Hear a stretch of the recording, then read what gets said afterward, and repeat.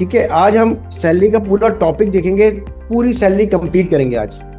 Salary का पूरा chapter हम खत्म कर देंगे आज इंशाल्लाह, ठीक है, ताकि कल हम सैलरी के चैप्टर के साथ ज्वाइन करें प्रॉपर्टी को और बिजनेस को, ठीक है। उसके बारे में लॉ भी बताऊंगा किस तरह से होगा, और उसी को हम लॉ के साथ साथ प्रैक्टिकल भी करेंगे। अब हमारी जितनी भी क्लासेस चलेंगी लॉ और प्रैक्टिकल साथ साथ चलेंगी, यानी कि 50-50 कर लें। उससे आप लोग और अच्छी तरह समझ जाओगे, क्योंकि मेरे पास कुछ लोगों के कमेंट्स आए थे कि सर आप लॉ पढ़ा रहे हैं लेकिन प्रैक्टिकल भी करके बताएं। तो मैंने अब ये सोचा है कि अब मैं लॉ जो पढ़ाऊंगा ना, जो भी सेक्शन बताऊंगा, उस सेक्शन को इम्प्लीमेंट कैसे करना है वो भी आप लोग सीख जाएंगे आज तक। सही है ये चीज़, या वैसे ही सीखना है कि पहले लॉ पढ़ें बाद में प्रैक्टिकल करें? क्या कहते हैं, अपना ओपिनियन दें आप लोग, साथ साथ चलें वो ज़्यादा सही है। मुझे भी ये सही लगा, क्योंकि मैंने खुद प्रैक्टिस करके देखी कि मैंने कहा यार लॉ के साथ साथ अगर मैं इम्प्लीमेंट करवाऊंगा उन लोगों के लिए ये सही रहेगा। अब तक हम लोग जितने भी पढ़ाते आए तो पहले हम लॉ को कंप्लीट कराते हैं, बाद में हम प्रैक्टिकल पे लेके जाते हैं ना। लेकिन अब जो आप लोगों के लिए आसानी कर दूंगा, लॉ के साथ साथ प्रैक्टिकल करूँगा। देखिए ये आपके पास आईआरएस का फॉर्म है, और इसमें एक आगे न्यू रजिस्ट्रेशन, यहाँ पे लिखा हुआ है न्यू रजिस्ट्रेशन। देखिए मेरा सर्कल देखते रहे, आप लोग मोबाइल पे ऑन नहीं करेगा, लैपटॉप ऑन नहीं करें अभी, सिर्फ देखें, सिर्फ यहाँ देखें, ठीक है। और जितने भी लोग ऑनलाइन पढ़ रहे हैं वो भी प्रैक्टिस बाद में कीजिएगा जब रिकॉर्डिंग मिल जाए। अच्छा, ये आईआरएस के फॉर्म पे एक न्यू अपडेशन आ गई है कि इधर आप पहले आ जाता है ई इनरोलमेंट, ठीक है, और एक जगह आता है न्यू रजिस्ट्रेशन। अब बताए क्या चेंजेस नजर आ रही है आपको? ये मैं स्क्रीन बड़ी कर लेता हूँ थोड़ी सी। अब बताइए क्या चीज नजर आ रही है इसमें से? देखिए कलर को छोड़ो, कलर तो पता नहीं हर रोज चेंज हो जाएगा इसका। देखिए इसमें एक आ गई नई चेंज, न्यू रजिस्ट्रेशन, यानी कि ऊपर न्यू लिख दिया गया। इसका मतलब क्या है? इसका मतलब इसी तरह से है जिस तरह से एक अभी कुछ अरसे पहले एफबीआर ने ई पेमेंट का जो कॉन्सेप्ट चेंज किया था, तो उसको चेंज करके ऊपर शो कर दिया था। जिस जगह पे एफबीआर इस तरह से कोई न्यू या हाईलाइट होते रहे, ब्लिंग होते रहे, ब्लिंग होती है ना, जैसे बल्ब ब्लिंग हो रहा है, जल रहा है, बंद हो रहा है, इस तरह से कोई चीज ब्लिंग होती हुई नजर आए तो समझिएगा कोई न्यू अपडेशन आई है, ठीक है। आईआरएस के पोर्टल पे कोई भी चीज बिलिंग हो या इस तरह से न्यू लिखा हुआ नजर आ जाए तो आप उसको फौरी तौर पे जाके पढ़ें, ये इसमें क्या अपडेशन हुई है। इससे आपकी नॉलेज में इजाफा हो जाएगा। बिलफर्ज आप किसी का रिटर्न फाइल कर रहे हो और आपने 2-4 दिन तक यूज ही नहीं किया अपना लैपटॉप कंप्यूटर वगैरह, कोई रिटर्न फाइलिंग भी नहीं आया, इस वजह से यूज नहीं किया। अब वो एकदम से आ गया आपके पास, रिटर्न लेके बैठ गया आपके बराबर में बैठ गया। अब आप पहले क्या करोगे यार, न्यू को देखोगे या उसका रिटर्न फाइल करोगे? पहले रिटर्न ही फाइल करोगे ना उसका, न्यू तो नहीं देखोगे। तो रोजाना की बेसिस में अपना होमवर्क बना लें कि जब हम ये चीज़ देख रहे हैं ना, हम एफबीआर की साइट को ये देखते रहे कि कोई अपडेशन तो नहीं आ रही, एक एफबीआर की मालूमात तो नहीं आ रही, ये सब देखते हैं। ये प्रैक्टिस में रहेगा। कोई चीज़ आए मुझे नहीं मालूम है, आप मुझे बताएं कि सर ये नई चीज़ आई है, एसआरओ आया ना, इसके बारे में कुछ बताएं। मैं पढ़ूंगा, अपनी तरफ से सर्चिंग करूंगा, जो उसका मुझे पता लगेगा वो मैं आप लोगों को गाइड कर दूंगा। अच्छा, ये न्यू रजिस्ट्रेशन का फॉर्म जो है ना, ये इस तरह से चेंज हो गया। पहले फॉर्म दूसरी तरीके से आ रहा था, कॉलम से अलग अलग, अब अलग आ रहा है। अब इसमें आपसे सवाल जवाब कर रहा है, आपने एनआईसी डालना है, ठीक है, सेम वही है, बस तो थोड़ा चेंज करके घुमा दिया उसने ना। हाँ मैंने अभी देखा ही है थोड़ी देर पहले ना, अभी थोड़ी देर पहले मेरे पास है। नहीं कल था ये, कल हुआ है, अपडेशन डेट आ रही है, चेंज कर दिया, लेकिन थोड़ी सी चीजें चेंज है इसमें, ठीक है। वो चेंज किया, जिस तरह से आप फिल कर रहे होंगे वैसे ही करेंगे। इसमें ये यहाँ पे आपसे बस ये चीज पूछ रहा है कि डज यू और सीएनआईसी हैव वैलिडिटी, कि आपने जो है ना अपना वैलिडिटी इसमें शो करानी है। इसमें वैलिडिटी हम लोग शो नहीं करा देते ना, आपका वैलिड है या नहीं है, एक्सपायरी डेट शो करानी है इसमें। हाँ इसमें शो करानी है एनआईसी, क्योंकि अभी तक क्या हो रहा था कि एक्सपायर एनआईसी भी लोग बना रहे थे। ये बात समझ में आ गई? अब जब कोई आएगा न्यू रजिस्ट्रेशन वाला तो उसका बना के जब आगे बढ़ेंगे तो मुझसे पूछते रहेगा। मैंने तो पूरा चेक कर लिया एक बंदे का, अभी थोड़ी देर पहले बनाने बैठा था तो इत्तेफाक से सामने आ गया, तो मैंने पहले डिक्शनरी आके खोली, चेक किया न्यू अपडेशन। अच्छा मैं आप लोगों को एक और बात बता दूं कि जब भी कोई न्यू अपडेशन आती है ना, तो एफबीआर की मैंने एक आपको शुरू में साइट बताई थी, एफबीआर मालूमात की बताई थी ना, स्टार्टिंग में बताई थी बिल्कुल। नहीं बताएगी, चले भी बताएगा। यहाँ लिखिए खाली FBR, गूगल पे लिखो खाली FBR, ठीक है, और ऑनलाइन वेरिफिकेशन पे नहीं जाओ, खाली FBR लिख के इंटर मार दो। अब ये आ गया federal board of revenue, fbr.gov.pk, इसको आपने ऑन करना है। ये वो मालूमातें देता है आपको जो भी ये अपने नोटिस जारी करते हैं, SROs जो देता है, जो कानून नए बनाते हैं, वो सब कुछ इधर आते हैं, सब कुछ आते हैं रेगुलर बेसिस पे। तो आपने इधर से भी देख सकती हैं, ठीक है, ये जो कॉलम बने हुए हैं यहाँ से भी अपना पढ़ सकते हैं भाई, अपडेट क्या आई है, SRO क्या है, एक्ट क्या आया है, या इसको क्लिक करने के बाद आप इसकी उस जगह पे भी जा सकते हैं जहाँ पे वो SRO आया हो। अक्सर में FBR की ये जो साइड है ना, इस पर कभी ये कॉलम चलते हैं, क्लिक होते हैं, कभी कभी नहीं होते। देखिए ऑर्डिनेंस भी है इसमें, रूल्स भी है, सब चीज़ें हैं, ठीक है। अब हम रूल्स में जाएंगे, देखिए ऊपर सर्चिंग नहीं जा रहा है। आपको क्या करना है, घबराना नहीं है, इमरान खान का कॉल है, घबराना नहीं है, सब कुछ नीचे भी दिया हुआ है, सही है, सबसे नीचे आ रही है, सब चीज़ें दी हुई। जो आपको पढ़ना हो किसी भी चीज़ के बारे में, एक्सपोर्ट के बारे में पढ़ना हो, ठीक है, या एग्जाम्पशन के बारे में पढ़ना हो, प्रॉपर्टी के बारे में पढ़ना हो, वो सब कुछ आपको यहाँ पे मिलेगी। आपको बुक खरीदने की जरूरत नहीं है, आपके पास फेसबुक पे आएगा एक कि भाई ये बुक खरीद लो, ठीक है, उसमें सारा लॉ है, वो तो आज आप खरीद रहे हो। हाँ हेलो, हेलो जी सर बोलिए।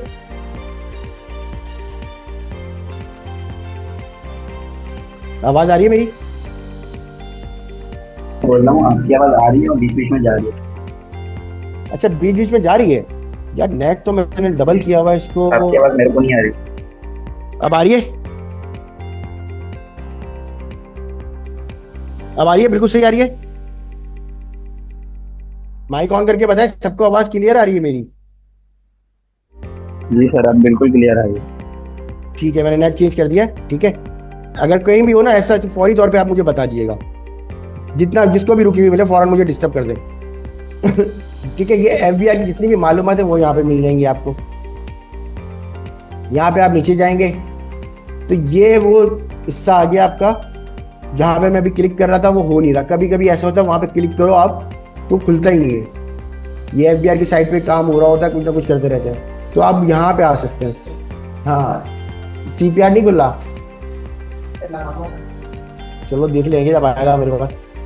ये मालूम अपडेट आती है यहाँ पे, ठीक है, जो भी रूल्स आएंगे वो यहाँ आ जाएंगे।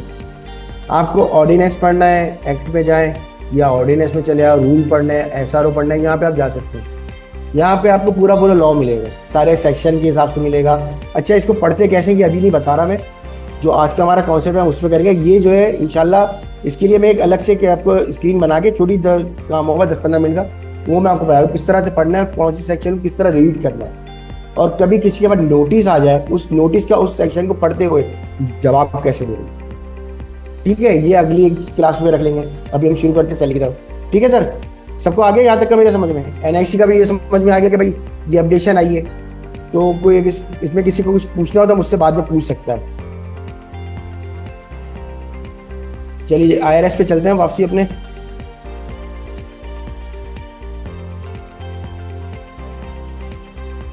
हमने लास्ट टाइम जो सीखा था वो सीखा था आपकी क्लास में, मेरे ख्याल से यही वाली शीट है, जी हाँ यही वाली शीट है।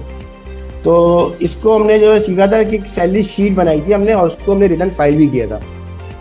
आज हम क्या करेंगे, रिटर्न फाइलिंग के साथ साथ उसकी वेल्थ भी फाइल करेंगे, क्योंकि जब तक आप वेल्थ नहीं फाइल करोगे ना, वेल्थ स्टेटमेंट, इसका एक बहुत बड़ा कॉन्सेप्ट है ना कि आपने जो भी कमाया है वो खर्च किया है, जो भी कमाया है वो खर्च किया है, लेकिन कहाँ किया है ये आपको तो मालूम है। लेकिन जब आप टैक्स पेयर हो गए हो तो आपकी जिम्मेदारी बनती है कि अपने टैक्स पेयर होने के बाद मैं ये भी बताऊं कि मेरा पैसा खर्चा कहाँ हुआ है, या फिर मेरे पास इसके अलावा भी कोई इनकम आई है तो वो कहाँ है, ये भी यहाँ पे हम दिखाएंगे। कि बिल फर्ज मेरे वालिद साहब हैं, अब वो मुझे जो है महीने की खर्ची दे देते हैं, ठीक है, या मेरा कोई भाई है मुझे महीने की खर्ची दे देता है, ठीक है, एक्सपेंसेस के लिए कि भाई तुम अपना खर्चा चला लो, या तुम्हारी सैलरी कम है, फलाना इनकम कम है, तो वो दे देता है। तो अगर आप चाहते हो कि वो बैंक के थ्रू दे रहा है आपको, अगर वो बैंक के थ्रू दे रहा है तो जाहिर सी बात है अब आप स्टेटमेंट निकालोगे, स्टेटमेंट तो हमें पूरी चेक करनी है ना। जी सर आवाज बहुत हेलो, कट रही है और अभी भी है नहीं। बहुत कट रही है। जी सर मैं बोल रहा हूँ आपकी आवाज बहुत जी। अच्छा अच्छा, मैं दोबारा चेंज कर रहा हूँ नेटवर्क, नेटवर्क का यहाँ पे बड़ा इशू चल रहा है यार। थोड़े यार अपना नेट चेक करें, मेरे पास तो सिग्नल्स भी पूरे आ रहे हैं यहाँ पे। हेलो, अब वही यार एक काम सर करना, हमारे पास सिग्नल पूरे हैं। एक सेकंड मैं करवा रहा हूँ, 2 मिनट जरा वेट कर ले, प्लीज नेट डिस्कनेक्ट हो रहा है ये बार बार। हालांकि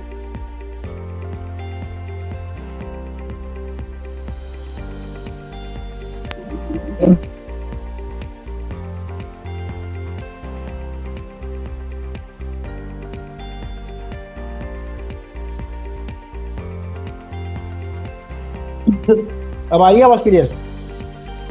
हेलो, अभी clear आ रही है। हाँ ठीक है, जैसी कटिंग हो ना आवाज ना आए वैसी मुझे बता। ठीक नेट सिग्नल भी आ रहे जा रहे हैं, सिग्नल आ रहा है जा रहा है, आ रहा है जा रहा है, दोनों कर लिए, एक में तो आ ही नहीं रहे ना सिग्नल। देखो ये वाला जो आपको पुराना वाला है ना, ये वाला जो इसमें तो आ ही नहीं रहे सिग्नल, तो मैं इसलिए वाला चल रहा हूँ। हाँ ये ऊपर जा रहा है नीचे आ रहा है। फिलहाल एक ही नेट चलने की सवाल अभी बंद है। सही है वही है। मैं अपना हॉट स्पॉट खोल देता हूँ, वो हॉट स्पॉट खोल देता हूँ।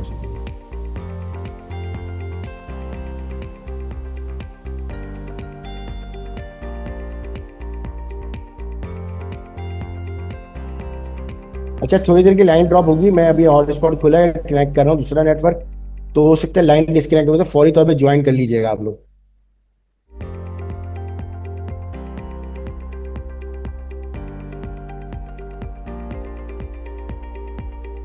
चलो हो गया जी सर, हो गए कनेक्ट हो गए आप लोग? हेलो सर, माइक ऑन करके बता दें। जी सर हम कनेक्ट हैं। सही है, कनेक्ट है ना, बस सही है, ठीक है हो गया। अच्छा लास्ट टाइम हम लोगों ने एक सैलरी शीट बनाई थी, ठीक है, उसको हमने फिजिकली रिटर्न फाइल भी किया था। हमने ये भी देखा था कि इसकी PSI ID कैसे बनेगी, कैसे जनरेट होगी। हमने एक चीज़ नहीं देखी थी कि सबमिट करने के बाद पिन कोड आता है, तो उसको कैसे पिन करना है, ये मैंने आप लोगों को नहीं बताई थी, है ना, क्योंकि मैंने फिर डायरेक्टली आपको नील फाइलिंग पे ले गया था कि उसको जो नील उस पर कहते हैं। आज हम पूरा देखेंगे सबमिट करते वक्त कैसे पिन कोड आएगा, जब पिन कोड आएगा तो सबमिट हो जाएगा, और जब पेमेंट आप कर दोगे, पेमेंट करने के बाद आपको सबमिट कैसे करना है, आपकी FBR पे उसको अटैच कैसे करनी है अपनी रिटर्न फाइल में, ये भी सब सीखेंगे, ठीक है। चलिए जी, हमने सैलरी शीट ये बना ली थी अपनी, या सैलरी शीट दोबारा बनाऊं या इसी को कंटिन्यू रखूं? इसी को कंटिन्यू रखूं, अमाउंट बढ़ा लूं थोड़ी सी, अमाउंट बढ़ा ले तो ताकि वेल्थ बनाने में मजा है ना, वेल्थ जितनी ज्यादा होती है उतना मजा आता है, सही है। तो मैं एक काम करता हूँ, बेसिक सैलरी जो है ना इसकी कर देता हूँ भाई ₹1,00,000।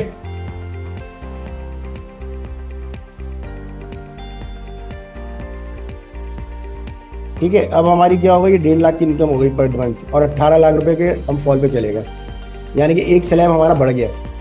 आप लोगों के पास स्लैब रेट है जो मैंने भेजा है ये वाला, इसको अपने पास जो है ना रखिएगा लाजमी, क्योंकि अभी तक ये जो स्लैब रेट है ना 2025 जून तक का है जो अभी चल रहा था। अब जो अगले साल जो स्लैब रेट है ना वो दूसरा जो नया आया है ना 1% वाला, वो नया है, वो 2026 में काम आएगा, लेकिन कैलकुलेशन इसी हिसाब से होगी जिस हिसाब से मैं बताऊंगा। हाँ अगर कैलकुलेशन का मसला कोई चेंजिंग हो गई, कोई चेंज लिया है SRO, तो मैंने आपको बता दिया अभी कि SROs वगैरह आपको कैसे पढ़ लें।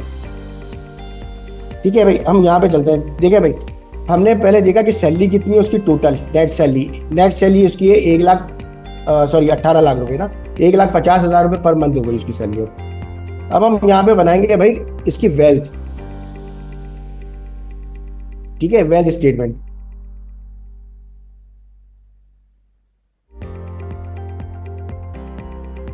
अच्छा, वेल्थ स्टेटमेंट में सबसे पहले हम बनाएंगे क्या, एक्सपेंसेस, ठीक है, एक्सपेंसेस डालेंगे। एक्सपेंसेस में आप मुझे ये बताएं कि मैं जो भी कमाता हूं सबसे पहले मेरा क्या फर्ज होता है, मैं क्या लेके जाऊं घर पे।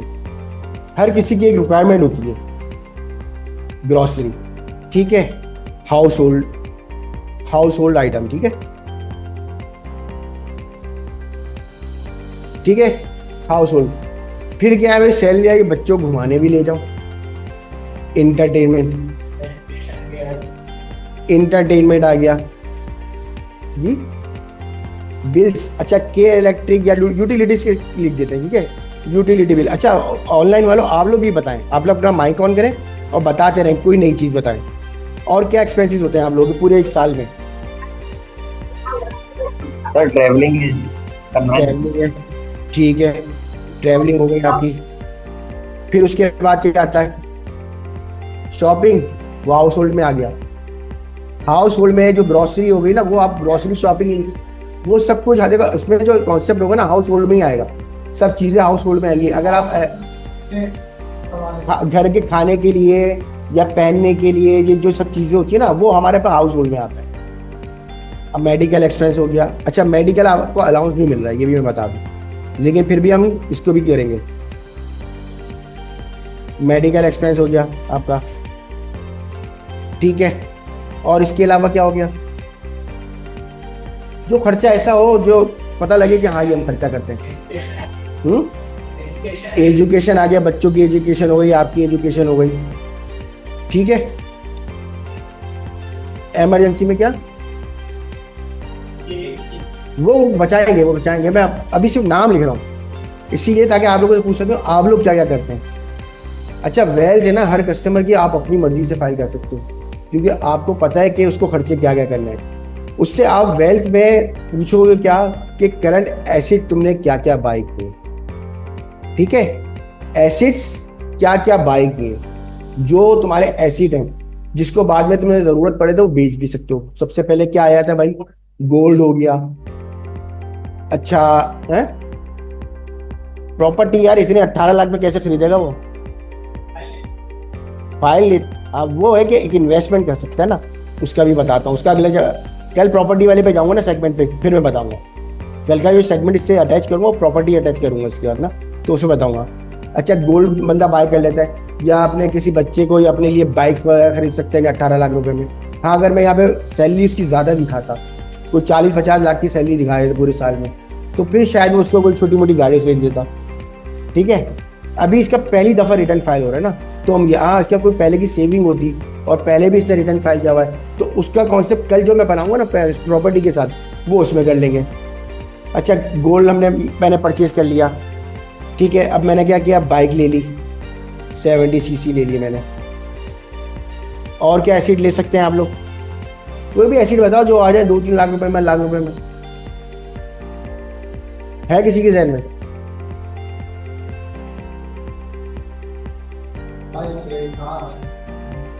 अच्छा आप एसी नहीं लगवा सकते घर में?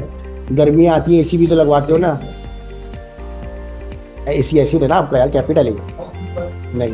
इलेक्ट्रॉनिक आइटम्स होंगे ना वो आपका एसिड है, क्योंकि इसको आप बेच के पैसे ले सकते हो वापस। देखो जो ऐसी चीज हो ना, एसिड का मतलब आप लोग सब समझ लो, एसिड उसे कहते हैं जो आपके पास चीज है। बेलफर मेरे पास ये लैपटॉप है, मुझे पता है मैंने अभी 50,000 का लिया, लेकिन आगे जाके मैं भले 25,000 का बेचूं, लेकिन ये मेरा एसिड है, ठीक है। ये मेरा कैपिटल एसिड है, मेरी अपनी जाती प्रॉपर्टी है, मैं इसको बेच के कुछ पैसे ले सकता हूँ,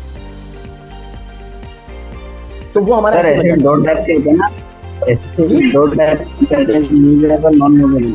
आपकी आवाज क्लियर नहीं आ रही बॉस। मैं बोल रहा हूँ सर, मूवेबल एसिड दो टाइप के होते हैं ना, करंट एसिड और मूवेबल। देखो करंट एसिड जो होता है वो आपके सामने होता है, जो आपके खर्चा हो जाता है, वो आता है बिजनेस में यूज, करंट एसिड, ठीक है। और जो एसिड मूवेबल एसिड होता है ना, मूवेबल एसिड जैसे मूवेबल प्रॉपर्टी कहते हैं, उसको हम अपना लाइबिलिटी समझते हैं, सही है। उसको लाइबिलिटी में ले लेते हैं। क्यों? लाइबिलिटी में, पे बिल में आप इनको ले सकते हो। देखो प्रॉपर्टी मूवेबल नहीं है, वो सेलेबल है, ठीक है। गाड़ी आपकी जो है वो सेलेबल है, तो वो आपका करंट एसिड हो गया, फिक्स एसिड हो गया, सॉरी फिक्स एसिड हो गया आपका, ठीक है। गाड़ी आपकी फिक्स एसिड हो गई, प्रॉपर्टी आपकी फिक्स एसिड हो गई, ये सब चीजें आपकी फिक्स एसिड है जो आपके पास रखी हुई है। इलेक्ट्रॉनिक आइटम जिसको बेचने के बाद आपको पैसा मिल सके, ये फिक्स एसिड हो गया ना आपका। ये सब फिक्स एसिड, गोल्ड भी फिक्स एसिड है। जो चीज देखो जो चीज आपके पास है, आप कबाड़िए के तौर पे भी अगर आगे जाके बेचते हो ना, पंखा लगा हुआ है, पंखा खराब हो गया लेकिन बेच के मुझे 100 रुपये मिल जाएंगे कबाड़िए को, मेरा ऐसी ही है ना यार, पैसे देके जा रहा है वो, ऐसी है। देखा, मैं ऐसी ऐसी मिसालें दूंगा जो हमारे कल्चर में शामिल है, पाकिस्तानी कल्चर में शामिल है। हम लोग पैसा हाथ से नहीं जाने देते, हाथ से नहीं आए थे हम। सर कमा के आवाज चली गई। आवाज चले गई यार, अब तो नहीं जानी चाहिए। अब आ गई। मैं तो नहीं अब आ गई। 100 GB लगा दिया इसमें, आ गई। जी सर। ठीक है, अच्छा इलेक्ट्रॉनिक आइटम लिख देता हूँ जो कि आपने घर के लिए परचेस लिए, ठीक है। इलेक्ट्रॉनिक, एसी कर दें, ठीक है, इलेक्ट्रॉनिक कर दें। अब चलते हैं इसकी अमाउंट सर के लिए। मोबाइल भी कर सकते हैं। मोबाइल, हाँ मोबाइल भी कर सकते हैं। इलेक्ट्रॉनिक एसिड आ गया क्या आपका? चलो मोबाइल अलग से लिख देता हूँ। अच्छा ये एक ही जगह पे जाएंगी ना ये सब चीज़?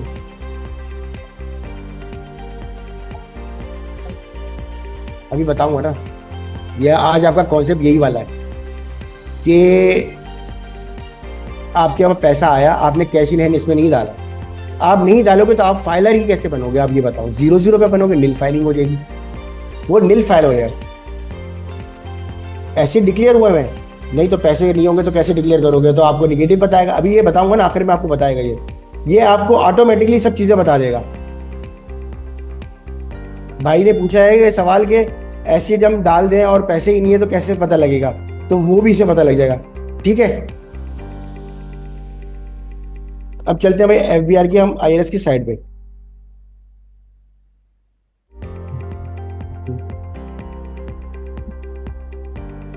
चलिए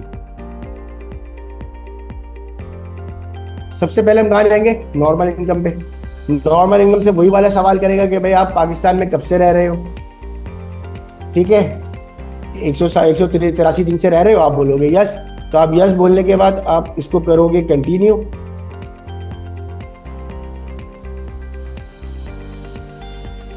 यस करोगे, यस करने के बाद करोगे कंटिन्यू। आगे किसी चीज पे नहीं छेड़े, ये जो है ना छेड़ने का तरीकेकार, ये मैं आपको एक सिंपल ही तरीके से बता दूंगा। जब ये सब चीज़ हमारी शामिल हो जाएगी तो मुझे अलग पेज पे नहीं जाना पड़ेगा ना, मैं एक ही पेज पे रहूँगा। अभी मैं चाह रहा हूँ कि एक ही पेज पे रहते हुए सब चीज़ें आपको समझा दूँ, और आप लोग भी वैसे ही करिएगा फाइलिंग जैसे मैं आप लोगों को सिखाऊंगा, ठीक है। आप इसमें करें खाली सैलरी को कलेक्ट, ठीक है। अब वो पूछेगा आपसे कि भाई इसके अलावा आपकी कोई और इनकम है। अब देखो कोई और इनकम मुझसे पूछ रहा है तो क्यों पूछ रहा है कि यानी कि आपके पास कोई प्रॉपर्टी इनकम है, ठीक है, वो शामिल है इसमें। लेकिन वो पूछ रहा है कि आपके पास कोई बिजनेस इनकम है, कैपिटल इनकम है, तो आप अगले पेज पे आओ वरना नहीं जाओ।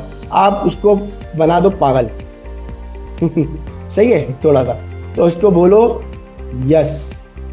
तो यस करोगे तो वो चलेगा एक्सेप्ट एंड कंटिन्यू पे।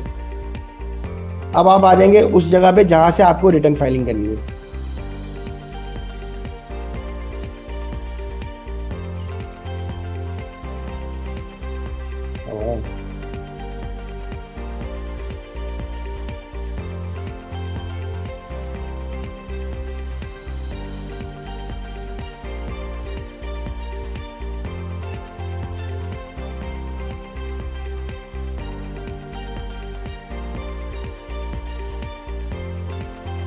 सर आवाज सर नहीं आ आवाज रही। नहीं आ रही आपकी। आवाज नहीं आ रही, वो इसलिए मैं खामोश हूँ। सर आपकी आवाज नहीं आ रही। अब आ रही है आवाज? हेलो, जी सर। आ रही है? जी सर आ रही है। जी जी। जी आ रही है। यार ये क्या हो रहा है यार, इधर बड़ा मसला है।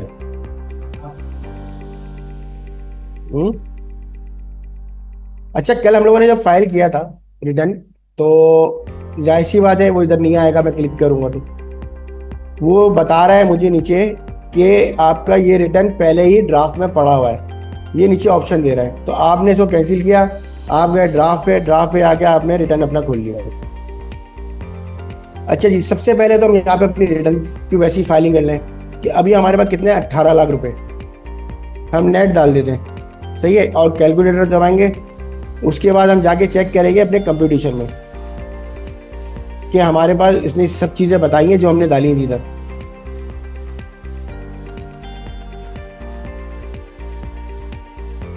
भाई किसी भी जगह पे किसी को समझना है तो मुझे फौरन बता सकते हैं कि सर चीज़ आप ज़रा दोबारा से बता दें, ठीक है। अच्छा, हमें इसकी लाइबिलिटी इसको चेक करने के लिए कहाँ जाना पड़ेगा? मैंने क्या बताया था? आप अमान, आप भी बताना, आपको मालूम है। बाकी जो बैठे हुए हैं और जो सुन रहे हैं वो बताएं मुझे कि इसके बाद मैं कहाँ जाऊँगा, कि इसका टैक्स कैलकुलेट कहाँ हुआ है वो कहाँ देखूंगा मैं? टैक्स चार्जेबल, टैक्स चार्जेबल में आ गया, अब कहाँ देखूंगा? टैक्स चार्जेबल पेमेंट कंप्यूटेशन, फिर से बोलिएगा। कंप्यूटेशन, कंप्यूटेशन में, ग्रेट ग्रेट ग्रेट, ठीक है, ये आ गया कंप्यूटेशन। आपके लिए कंप्यूटेशन का एक ऐसा कॉन्सेप्ट अपने दिमागों में डालें कि कोई भी टैक्स की लायबिलिटी या चेक करना हो ना कि कहाँ पे चार्ज हो रहा है, ठीक है, टैक्स क्रेडिट कहाँ पे हो रहा है, वो सब कुछ चेक करना होगा, कंप्यूटेशन में देखना है। जो भी आप एंट्री करेंगे उस एंट्री के बाद आपने एक पेज फिल कर लिया अपना, ठीक है, सैलरी का टैक्स वगैरह अमाउंट वगैरह डाल दिए, अलाउंसेस डाल दिए, सोर्स ऑफ इनकम वगैरह डाल दी। उसके बाद आपने जाके देखना है कंप्यूटेशन में कि आपके पास कितना टैक्स लगा है, कैलकुलेशन इधर क्या आ रही है, ठीक है, ताकि आप अपने स्लैब रेट से भी वो देख सको ना कि यार मेरे तो पास स्लैब रेट ये बोल रहा था ये, अच्छा 1,20,000 रुपये इसकी इनकम आ रही तो रेंट वो आ रहा है टैक्स। अब ये आपको कैसे पता लगेगा कि इसका जो 1,20,000 रुपये आ रहा है टैक्स कटे जो इसको भरना है वो 1,20,000 रुपये भरना है, तो ये कैसे पता लगा? आप बताएं मारिया, लास्ट टाइम मौजूद नहीं थी ना आप क्लास में? अहमद बताओ, नहीं पता तो क्या पढ़ रहे हो भाई? इस तरह मैं ये समझूंगा मैं पढ़ा से ही नहीं रहा, मैं यही समझूंगा मैं सही नहीं। कंप्यूटेशन में गए हैं तो फिर उसने बताया ना। क्या बताया उसने? कहाँ बताया? मेरा सर्कल कितना भी है, टैक्स उसको पे करना है। ये कहाँ बताएगा? कहाँ पे टैक्स चार्जेबल, टैक्स चार्जेबल में हमें वो बताएगा कि आपकी टैक्स चार्जेबल लायबिलिटी जो है वो इतनी है जो आपको पे करना है, लेकिन मेरी कंपनी ने ये पे किया हुआ है पहले से। अब मुझे क्या करना है? बोले बोले जोर से बोले। विद होल्डिंग, कौन सी विद होल्डिंग? यहाँ तो विद होल्डिंग का कॉन्सेप्ट ही नहीं है कोई, अभी हम विद होल्डिंग का तो काम ही नहीं कर रहे। कहाँ पे? टैक्स को एडजस्टेबल में जाके एडजस्ट करना पड़ेगा हमें, ठीक है, आ गई समझ में? देखें, मैंने अपनी इनकम डाली, इनकम डालने के बाद मुझे सबसे पहले देखना है कंप्यूटेशन। कंप्यूटेशन में वो आपको बता देगा कि आपके पास टैक्स की लायबिलिटी कितनी है। उसने मुझे लायबिलिटी बता दी भाई यहाँ पे 1,20,000 रुपये की लायबिलिटी जो आपको पे करनी है, लेकिन ये मैंने ऑलरेडी पे की हुई है। अब मुझे इसको एडजस्ट कैसे करना है और एफबीआर को कैसे बताऊंगा कि ये मेरा पे हुई है? तो एमएसआई का रिकॉर्ड, एमआईएस का जो रिकॉर्ड होता है वो आप चेक कर लें, उसमें आपकी रिकॉर्डिंग आ रही होगी। अगर वो एफबीआर नहीं उठाता, वैसे वो ऑलरेडी उठा लेता है, लेकिन एम्प्लॉय के 149 के टैक्सेस को अक्सर ये नहीं उठाता ऑटो, तो वो हमें अलग से बताना पड़ जाता है। तो उसके लिए आप एडजस्टेबल टैक्स में आएंगे, जिसको कहते हैं नॉर्मलिज्म। सबूत वो आपके पास है ना, फॉर्म 42 मैंने आपको दिखाया था ना पिछली क्लास में। फॉर्म 42 आप लोगों ने देखा था भाई, सही है, वो होगा सबूत। अगर वो सबूत नहीं है, हाँ देखिए, आपके पास जब नोटिफिकेशन आएगी ना उसमें आपको पता लग जाएगा। अलग से आपकी जो कंपनी होगी ना, जो आपका एम्प्लॉयर है, वो आपको सीपीआर जो है ना उसकी जो है सीपीआर नंबर दे देगा। आपकी एमआईएस पे कभी नहीं आता ना यार। अब बिल फर्स्ट आपके एम्प्लॉयर ने पूरे साल जमा नहीं कराया, वो आखिर में जाके जमा करा रहा है 30 जून से पहले, ठीक है। अब वो उस टाइम उसने नहीं उठाया हुआ, तो आपको क्या करोगे? लेकिन वो आपको फॉर्म 42 दे देगा उसके बिहाफ पे, वो उसके बिहाफ पे आपको फॉर्म 42। क्योंकि मैं अभी कुछ टाइम पहले रिटेल सेक्टर के साथ काम कर रहा था, वहाँ पे यही करते थे ना, वहाँ के जो फाइनेंस वाले थे वो यही काम करते थे। पूरे साल जो है ना विद होल्डिंग नहीं जमा कराते थे, पूरे साल की विद होल्डिंग आखिरी महीने से पहले जमा करा देते थे, ताकि वो सब सप्लायरों को दे दें और एम्प्लॉइज को दे दें। नहीं कराएगा तो आप तो डालोगे ना, आपका तो कटा है। देखो, आपकी गलती नहीं है, आपने जमा कराया है, आपने अपने एम्प्लॉयर को दिया है, उसका फर्ज बनता है वो जमा कराए। अगर वो जमा नहीं करा रहा और आपको बोलता है कि आप खुद जमा कराओ, तो फिर आपका फर्ज बनता है जमा कराना। साबित मैं वही तो बता रहा हूँ, देखें साबित ऐसे करके फॉर्म 42 होगा, या आपकी सैलरी सर्टिफिकेट होगा पूरे साल का, या आपकी सैलरी स्लिप्स होगी पूरे साल की, 12 महीने की 12 सैलरी स्लिप्स हो जाएगी, या सैलरी का सर्टिफिकेट एक साल में मिल जाए। ठीक है, वो आप अगर आपके पास नोटिस आए तो आप इसको अटैच कर दो। अटैच करने का तरीका भी आज बता देंगे। अच्छा, आज की क्लास शायद लंबी हो जाए, तो आप लोग को बैठना है और समझना है आज की क्लास में, ताकि मैं कल नेक्स्ट चैप्टर पे जाऊँ। मेरा सैलरी का चैप्टर छोटा सा नहीं है, बहुत बड़ा है। इसी के साथ आपका प्रॉपर्टी, बिजनेस, कैपिटल सब कुछ जोड़ना है। मुझे एक ही टैक्स के ऊपर बताना है कि पहले आपको इसको किस तरह सॉल्व करना है, फिर बाद में सब चीज़ अलग होंगी।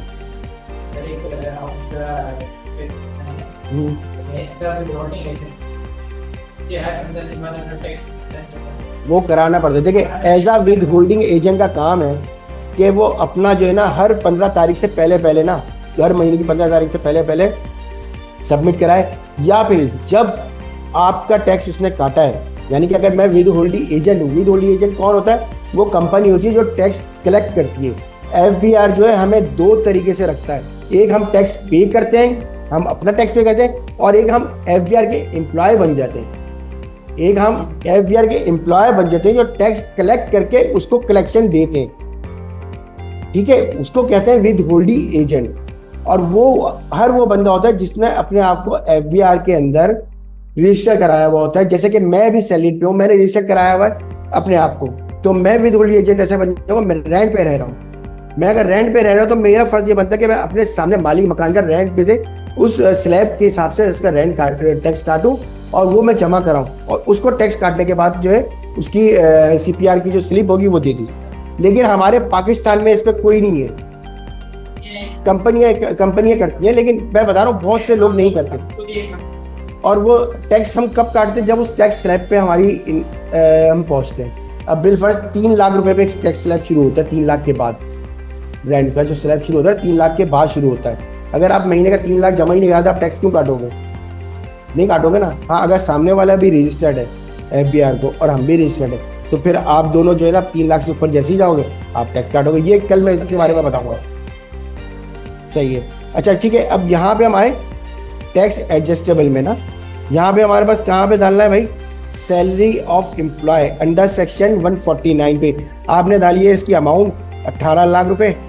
ठीक है, कैलकुलेट किया, फिर आपने यहाँ पे जाके इसकी अमाउंट डाल दी 1,20,000 रुपए कि मेरा विद होल्डिंग एजेंट जो था, मेरा एम्प्लॉयर जो था, उसको मैंने टैक्स दे दिया है। अब FBR का मसला है, उसने नहीं भी जमा कराया, वो उसको नोटिस भेजेगी। वो ऑटोमेटिकली इसको नोटिस भेजेगी, भाई तुम्हारे एक एम्प्लॉय ने, तुम्हारे नाम से बंदे ने ये दिखाया कि तुमने उसका टैक्स काटा हुआ है। इसका मतलब क्या है? देखो, टैक्स चार्जेबल की जो सेक्शन है ना, ये बहुत बड़ा सेक्शन है। इसमें रिजीम्स बनती है, normal regime, minimum regime, final regime. इसका एक कॉन्सेप्ट है, जब मेरा बिजनेस का चैप्टर खत्म होगा ना, उसके बाद ये मैं आप लोगों को बताऊंगा। सिर्फ और सिर्फ ये इसमें अकाउंटिंग है, इसको समझिए ना। मैं कहता हूँ आप चार्टर्ड अकाउंटेंट बन जाओगे। आपको चार्टर्ड अकाउंटेंट बना दूंगा इंशाल्लाह ताला। आपको वो कॉन्सेप्ट दिखाऊंगा इसमें। वो शायद अभी तक कोई भी जो है ना फर्म में बंदा जब काम कर रहा होता है ना, वो भी नहीं बता रहा होता अपने बंदों को यार इसकी कैलकुलेशन ऐसे कर लो। इतने शॉर्टकट बताऊंगा जब मैं बिजनेस का चैप्टर खत्म करूंगा ना, उसके बाद कैपिटल पे जाने से पहले, कि आप जो है ना आंख बंद करके आपके फाइल आनी होगी, आपने यहीं पे रिटर्न फाइल करना है। फिर आपने कुछ बुक कीपिंग का काम भी पकड़ लो, बुक कीपिंग भी करने लग जाओगे आप उसके थ्रू, क्योंकि आपको वो कॉन्सेप्ट इतना काम आने वाला है।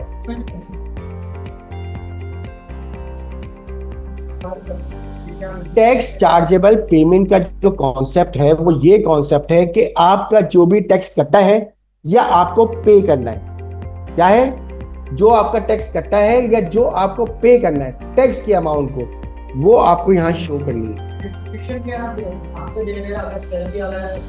सैलरी का नहीं, वो मैं सब बताते रहूंगा ना। ये पूरा एक कॉन्सेप्ट है। देखो 149 पे जो काटता है ना टैक्स, वो काटता है एम्प्लॉयर जो काटता है 149 सेक्शन पे टैक्स काटता है। वो मैं आप लोगों को पूरा मेरे ख्याल से टॉपिक पढ़ा चुका हूँ। 149 का टॉपिक पढ़ा चुका हूँ मैंने। जो है सेक्शन 12 में आपको बताया था, सेक्शन 12 सब सेक्शन 2 में ये मैंने बताया था कि एक होता है विद होल्डिंग, एक होता है विद होल्डर। ठीक है, एक होता है एम्प्लॉयर, एक होता है एम्प्लॉई। तो एम्प्लॉयर जो टैक्स काटता है वो 149 सेक्शन के थ्रू जमा कराता है। ठीक है, ताकि वो आपके पास जो यहाँ पे शो हो 149 सेक्शन में। ठीक है, ये फिर इसके अलावा 148 जो इम्पोर्ट का है। ठीक है। 148 में जो परसेंटेजेस लिखेंगे, इम्पोर्टर जो होता है ना, जैसे मैं इम्पोर्ट कर रहा हूँ बाहर से, तो अपना टैक्स यहाँ से चार्जेबल बताऊंगा जो मैंने वहाँ पे कस्टम ड्यूटी वगैरह पे पे किया हो। ठीक है। फिर बिजनेस वाले आ जाएंगे, यहाँ पे प्रॉफिट एंड डेब्ट बन रहा है, सब चीज़ें, ये सब चीज़ें बात की। ये देखो अभी आप आगे का नहीं पूछो, अभी जो मैं पढ़ा रहा हूँ ना, मुझे पता है कि मुझे आप लोगों को क्या पढ़ाना है। इसमें जितने सेक्शन आ रहे हैं ना, हर सेक्शन को पढ़ाऊंगा मैं आपको, कोई सेक्शन इंशाल्लाह ताला छोड़ूंगा नहीं। जो सेक्शन आपको लगे कि मैंने छोड़ दिया है वो आप मुझसे पूछोगे, मैं बता दूँ।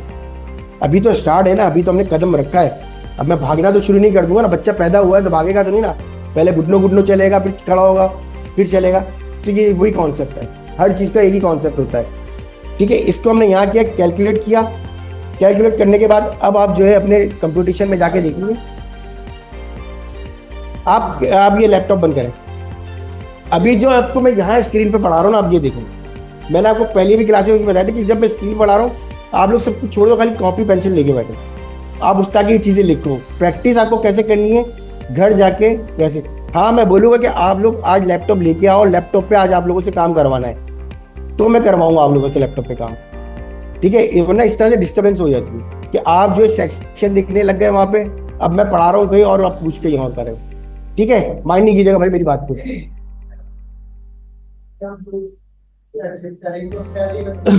सैलरी वाले को करेंगे। अभी एडजस्टेबल पे हम सिर्फ सैलरी वाले जो है ना 149 सेक्शन में जो टैक्स कटा हुआ है उसको एडजस्ट करेंगे। अच्छा, ये तो यहाँ पे हो गया। आपने कंप्यूटेशन पे भी देख लिया, आपका एडजस्ट हो गया। कंप्यूटेशन पे मैं दिखा देता हूँ आपको कहाँ पे एडजस्ट होता हुआ नजर आ गया। देखिए, आप कंप्यूटेशन पे वापसी जाएंगे, इसको नीचे करेंगे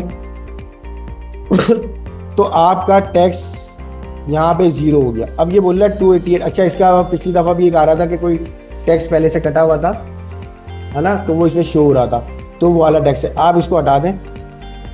ठीक है। इसको हटाएंगे कैसे? इसको यहाँ से देखना पड़ेगा कहाँ कटा है टैक्स। ये कटा है टैक्स इसका, एडजस्टेबल में नहीं आ रहा,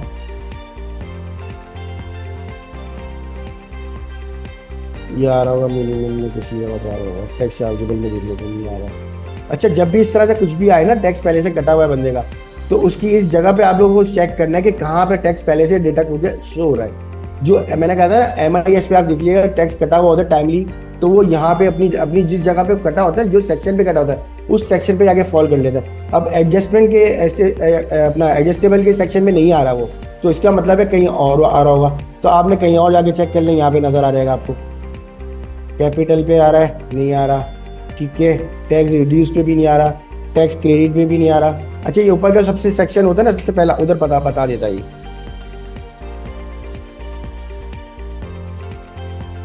फिर आपने कैपिटल एसिड देख लिया, इसका नहीं आ रहा। एडजस्टेबल में बता रहा है कि इसकी सैलरी आ रही है, एडजस्टेबल में ही बता रहा है ये। अच्छा, एडजस्टेबल में बता रहा है, इसलिए बता रहा है क्योंकि हमने कई जगह छोड़ दी थी।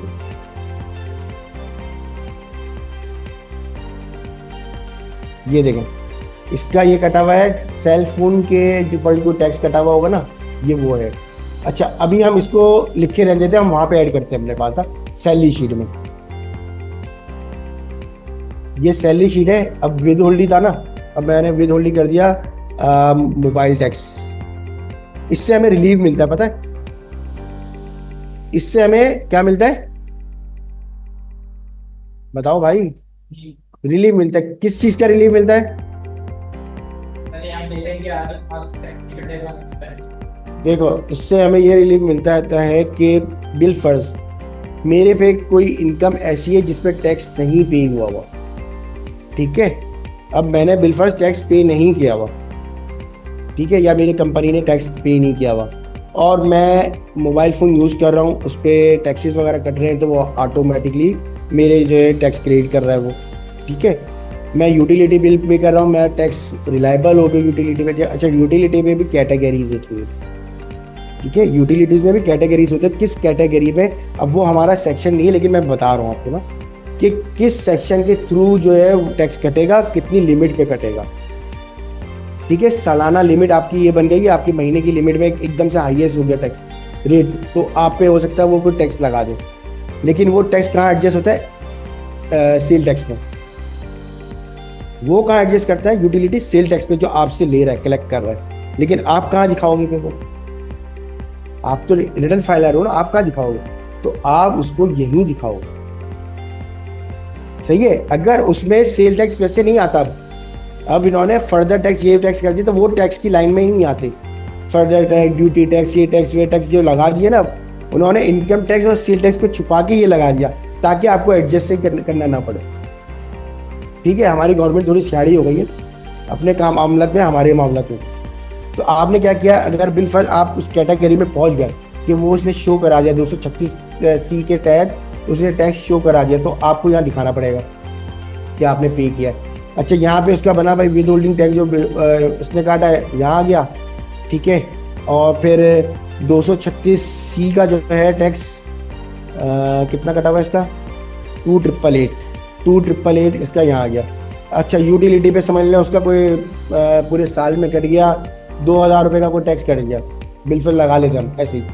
अच्छा, अंडर सेक्शन लिख दो उसके, अंडर सेक्शन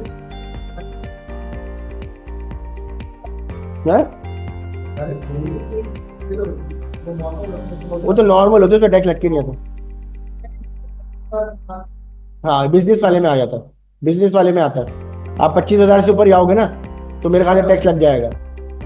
हाँ, पर मंथ अगर आपके इस महीने 25,000 से ऊपर का बिल आ गया, ये तो अभी हुआ है, पहले ये नहीं था, पहले तो लिखा हुआ आता था।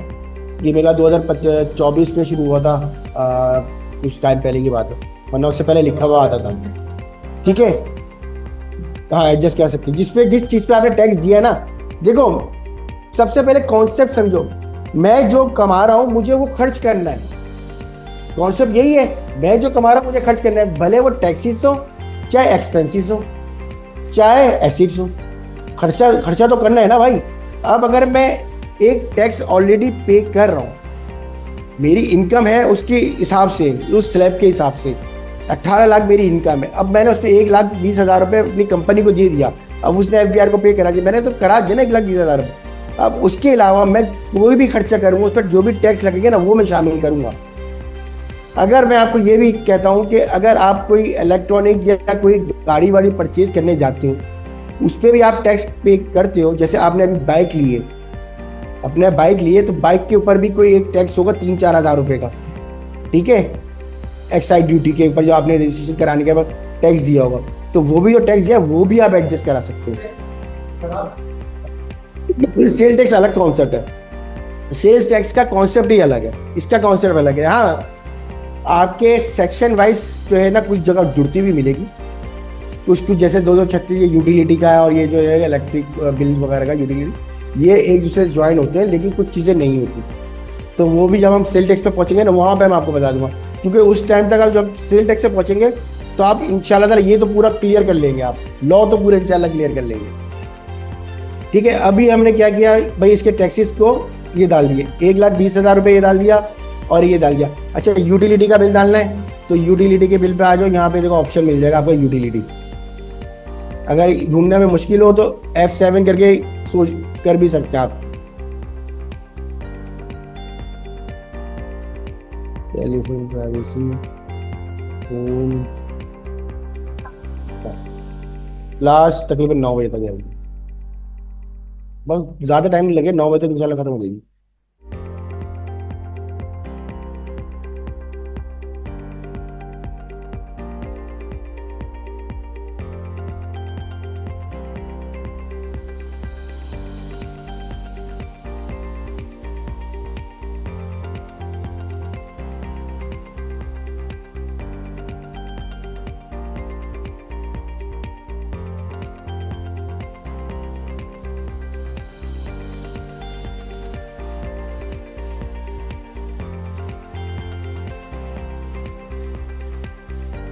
अच्छा, आप इसमें क्या करेंगे कि इसमें आप ऐड करेंगे, हमारा जो सेक्शन बनता है ना 236B का बनता है, इन्होंने ये एक और चेंजिंग लेके आ गया। यहाँ पे पहले यूटिलिटी का सेक्शन अलग लिखा था, इसमें 2-4 चीज़ें अलग अलग कर दी इन्होंने। देखो, इसमें प्रीपेड इंटरनेट कार्ड नहीं था पहले, इन्होंने प्रीपेड इंटरनेट कार्ड भी डाल दिया। सही है, लेकिन कुछ चीज़ें जैसे प्रैक्टिकल में आते रहते तो नज़र आते रहती है। इन्होंने प्रीपेड इंटरनेट का नहीं था, इसमें इन्होंने प्रीपेड इंटरनेट कर दिया। ठीक है, फ़ोन था और इंटरनेट बिल भी था, लेकिन प्रीपेड इंटरनेट बिल नहीं था पहले। ठीक है, एक्शन ये एक नया कॉन्सेप्ट, ये तीनों चीज़ें जो है ना नई लेके आ गई है। सॉरी, ये दो चीजें नहीं लेके आए खाली, ये सेल का तो पहले भी आ रहा था। ये अभी कुछ दिनों में अपडेट हुई होगी, इसलिए मुझे मेरे सामने भी अभी आ गया। ठीक है, तो आपने क्या करना है, अपने इस सेक्शन 236 236 सब सेक्शन ए और क्लॉज बी ए सब सेक्शन 1 में जाना है इधर ही, और इसमें आपको ऐड करना है, क्या करना है, यूटिलिटी। क्या है भाई, मीटर नंबर डालना है तो डाल दो। ठीक है, इलेक्ट्रिक बिल है, इलेक्ट्रिक बिल लिख दिया आपने। ठीक है, इलेक्ट्रिक बिल ये लिखा, इसने आपको ऐड कर दिया, इसको ऐड करना पड़ेगा क्योंकि उन्होंने एक वो चीज़ हटा दी शायद इस वजह से, क्योंकि अब सैलरीड पर्सन को पे नहीं करना पड़ता। ठीक है ना, लेकिन मैं आपको ये कॉन्सेप्ट इसलिए दे रहा हूँ कि आपने एक तरीके 25,000 से ऊपर का यूनिट यूज़ कर लिया डोमेस्टिक को और आप पे टैक्स लग गया तो ये होगा।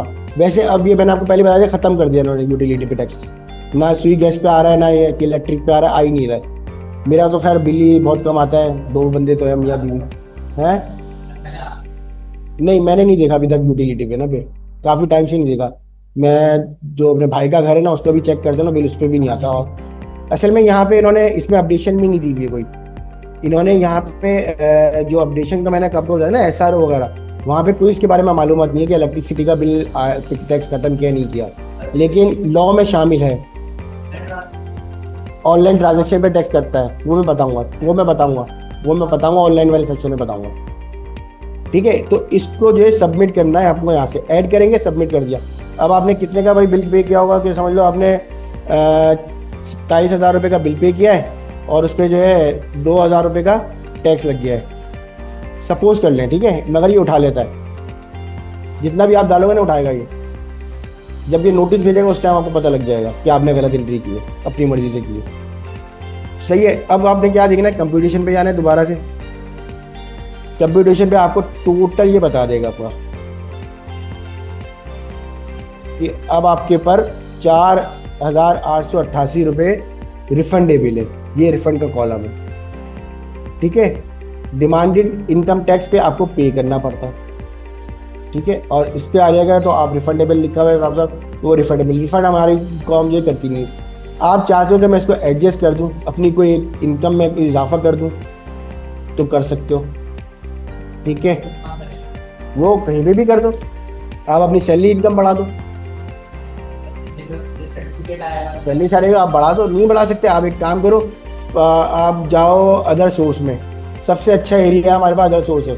अदर सोर्स में जाओ और आपने कोई समझ लो बाउंड लिया हुआ है, 50,000 रुपये का निकल आया आपका, आपने टैक्स पे किया लेकिन वो आपके यहाँ पे नहीं आ रहा, आपने वो शो करा दिया, यहाँ पे आपने वो यहाँ पे शो करा दिया।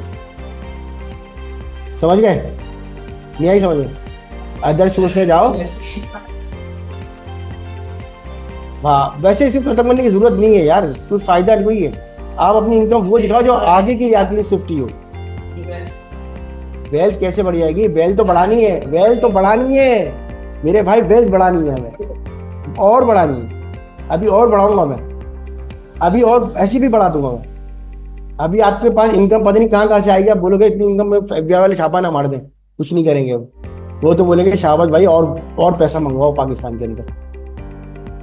सही है, अब हम आ गए वेल्थ पे। हमारा यहाँ पे कंपटीशन तक सबको समझ में आ गया, कोई मसला है तो बता दें भाई मुझे। आवाज आ रही है आप लोगों को?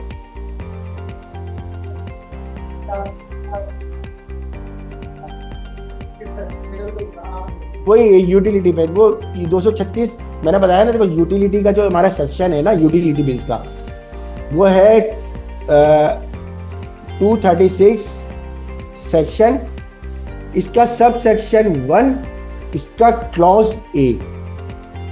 ये मैंने आपको सबसे पहली इंट्रो क्लास में बताया था कि कभी भी कोई राइटर अपनी बुक लिखता है तो उसमें एक चैप्टर होता है, उस चैप्टर के बाद उसके पैराग्राफ्स होते हैं। ठीक है, ये सब मैंने बताया था, उसी तरीके से इसका है। अब इसका चैप्टर ही एक है खाली, इनकम टैक्स ऑर्डिनेंस। इसने उसके अंदर है ना, उसके सेक्शन, उसके ग्राफ्स जो है सब बताएं, शेड्यूल कौन से रूल में आएगा। जी क्या कह रहे हैं? हेलो, आवाज आ रही है? सर वो गलती से माइक खुल गया था। ओके, कोई बात नहीं। कोई सवाल है तो भाई यहाँ पे पूछ लो, फिर मैं वेल्थ की तरफ जाऊं। कोई सवाल है? आपका नाम क्या है? अमर है आप? अच्छा, आपकी मेरे पास भी फीस आई थी ना, जो ऑनलाइन आपने फिल की थी। आप मुझे अपने नंबर से करती ना तो समझ में आएगा। आप उसमें ऐड नहीं है ग्रुप में? आपके भाई ऐड है खाली? नहीं, मैडम मुझे कह रही थी आप ऐड नहीं है, जब भी उनको पता नहीं है। तो आपको जो है मैं अभी लिंक सेंड कर दूंगा, उसमें आप ऐड हो जाइएगा ताकि पता होना चाहिए उनको। ठीक है, 4 लोग हो गए अभी क्लास में वाले। और भाई जिसकी फीस नहीं आई है, मैडम बार बार बोल रही है प्लीज़ यार अपनी फीस सबमिट करा दें ताकि मैं भी आप लोग अच्छे से पढ़ा सकूं।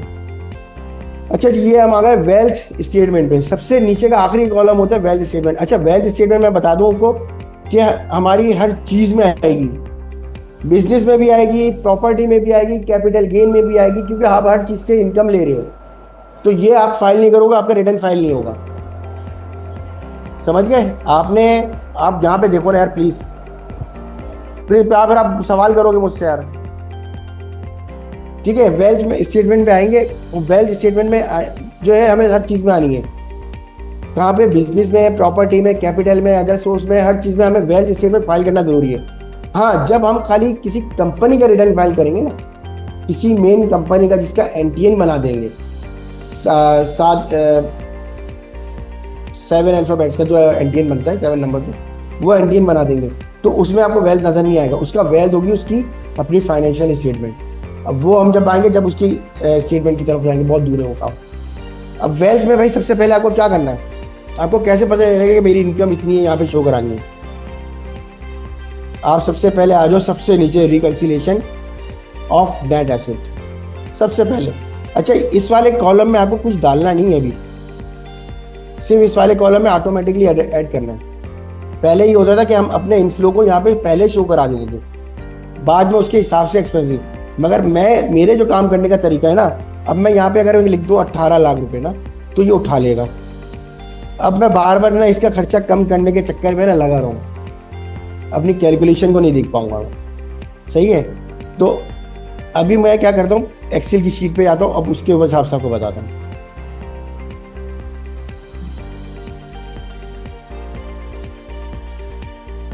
अच्छा जी, अब वेल्थ स्टेटमेंट पे अब आ गए। हमारे वेल्थ स्टेटमेंट से भाई 3 खर्चे तो ये आ गए आपके, एक्सपेंसेस जो है 3 ही आ गए। ठीक है, ये हमारा एक्सपेंस है, जो हम टैक्स पे कर रहे हैं हमारा एक्सपेंस है भाई, नॉर्मल नहीं है ये एक्सपेंस है। लेकिन इन तीनों में से आपने जो अभी तक इनके ऊपर जो रेट अप्लाई किया था, जैसे 27,000 रुपये, तो आपको 27,000 रुपये एक्सपेंस नहीं दिखाना। एक्सपेंस में ये पूरी अमाउंट 27,000 ही दिखाएगी, अभी वही बता दूंगा। अच्छा जी, हाउस होल्ड आइटम है हमारे, समझ लो आ गए कोई ग्रॉसरी, पूरे साल में 5 लाख की ग्रॉसरी ले ली। ठीक है, ज़्यादा हुई, 3 लाख कर देते हैं, पूरे 18 लाख लिया ना। 5 लाख की हमने ले ली ग्रॉसरी। इंटरटेनमेंट पे खर्चा कर दिया हमने पूरे साल में कोई लाख रुपए का। ठीक है, नहीं बल्कि कम करो उसको भी, क्योंकि अभी कम हो जाना। 50,000 रुपये का हमारा इंटरटेनमेंट हो गया पूरे साल में। अब यूटिलिटी बिल अगर हम देखें तो पूरे साल में हमने कितने, 27,000 रुपये बताया ना मैंने। 27,000 रुपये में यूटिलिटी 30,000 रुपये कर देते हैं एक्सपेंसेस को। ठीक है, फिर ट्रैवलिंग का खर्चा आ गया आपका। ट्रैवलिंग का खर्चा आ गया आपका, समझ लो कोई 60,000 रुपये। मेडिकल एक्सपेंसेस हो गए आपके 50,000 रुपये। अच्छा, कैलकुलेशन ध्यान में रखिए कि आपको हर चीज़ की कैलकुलेशन करती रहनी है। ठीक है, अब ये आपको कोई बताएगा नहीं, आपको खुद से उसकी कैलकुलेशन करनी होगी। उसको खाली बताना होगा कि उसके बैंक में पैसा कितना है। वो तो ये बताएगा मेरी बैंक में आज 1 लाख रुपये बचे हुए हैं, तो आपको उसी हिसाब से फाइल करना है। ठीक है, क्योंकि उसको किसी को याद नहीं रहता कि पूरे साल में मैंने कब क्या खर्चा किया है, वो आपको याद रखना है। या तो आप उसके पक्के वाले बंदे हो तो आप उससे पूछते रहो, उससे पर महीने के हिसाब से पैसे लेते रहो। एजुकेशन में, बच्चों की एजुकेशन पे खर्चा हो गया पूरे साल में 1,10,000 रुपये का, नहीं 1,10,000 रुपये का खर्चा हो गया। ठीक है, अब इसको टोटल कर लेते हैं। इसको टोटल कर लेते हैं, हमने कितने का बना, 6 लाख रुपए का। सही है, अब हमने अपने पास जो एसिड जमा किया है, समझ लो भाई 10 ग्राम सोना, 10 ग्राम गोल्ड आया था, 2.5 लाख 3 लाख में आ रहा है ना, 284 रुपये का है ना। 3.60 3,60,000 रुपए का समझ लो हमने गोल्ड परचेज कर लिया। 1 तोला, सही है, 1 तोला लिख देना, उसमें लिखना भी पड़ेगा ना, इसलिए मैं बता रहा हूँ। 1 तोला हमने ले लिया। क्या बाइक मेरे ख्याल से आजकल कोई आ रही है 1,10,000, एक नहीं 70 यार, 1,20,000 में मिली यार, मैंने बहुत टाइम से नहीं गई। 1,60,000 रुपये की तरह 70 आ रही है, सही है। और इलेक्ट्रॉनिक आपका एसी आ रहा है कोई तकरीबन 3 लाख रुपए तक का, ठीक है। मोबाइल फ़ोन भी हो गए आजकल, कोई 50,000 से कम का कोई मोबाइल आते ही नहीं है, ठीक है। ये हो गया। अब हमने इसको भी, एसिड को भी अपने कैलकुलेट कर लेते हैं।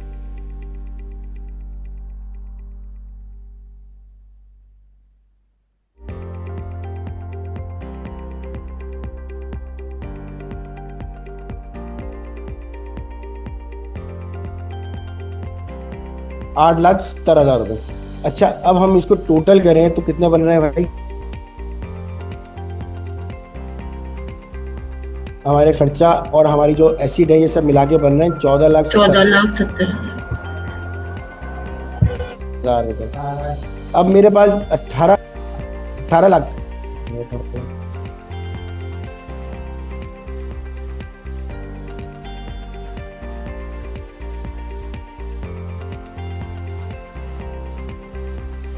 ये रहा।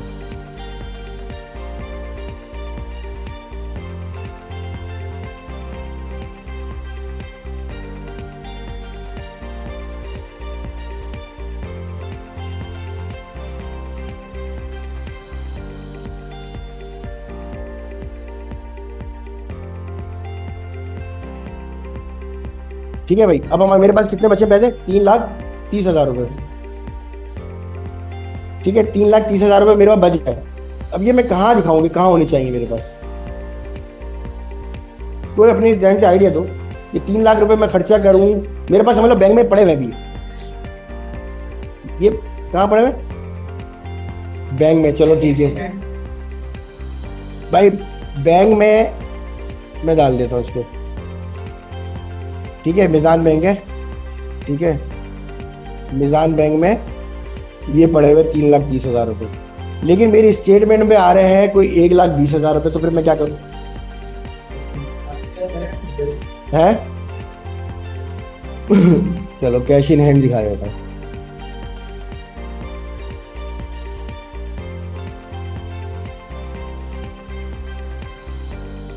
₹2,10,000। अभी आपको दिखाना पड़ेगा क्योंकि आपने लिखवा दिया कैश इन हैंड, तो दिखाना पड़ेगा, ठीक है ना। अब चलते हैं भाई, सबसे पहले तो ऊपर एक्सपेंसेस की जगह पे, ये हमारे एक्सपेंसेस हैं। अब एक्सपेंसेस कहाँ हमें पुट करने चाहिए? कोई ऑप्शन अभी आपको नजर आ रहा है कि हमारे वेल्थ में कहाँ ऑप्शन नजर आ रहा है? पर्सनल एक्सपेंसेस, जो मैं अपने ऊपर खर्चा कर रहा हूँ, ठीक है। इसमें आप गए, यहाँ पे आपने दिखा दिया भाई ये सारे खर्चे। अब कौन कौन सा खर्चा दे रहे हैं आप? House hold item. अब आपने हाउस होल्ड आइटम कहाँ पे मिलेगा आपको? आप इसी को सर्च करना है, सब चीज़ें लिखी हुई मिलेंगी जो चीज़ें मैंने लिखी है। हाँ, अगर आपने ये लिख लिया कि एसी है, एसी यहाँ लिखा हुआ नहीं आएगा, एसी की जगह कहीं और होगी, उसको कहाँ ऐड करना है, किस चीज़ में आएगा वो बताएगा। ये सब आपको लॉ जब आप अपना खुद से पढ़ रहे होगे ना, जब लॉ के आप पेजेस खोलोगे और उसमें आप वेल्थ स्टेटमेंट का सर्च करोगे, वेल्थ स्टेटमेंट कहाँ लिखी हुई है, तो उसमें आपको मिलता रहेगा, 1 क्लिक पे मिल जाएगा लॉ में, ठीक है। इसमें आप नीचे आए, आपने क्या डालना था सबसे पहले? House hold.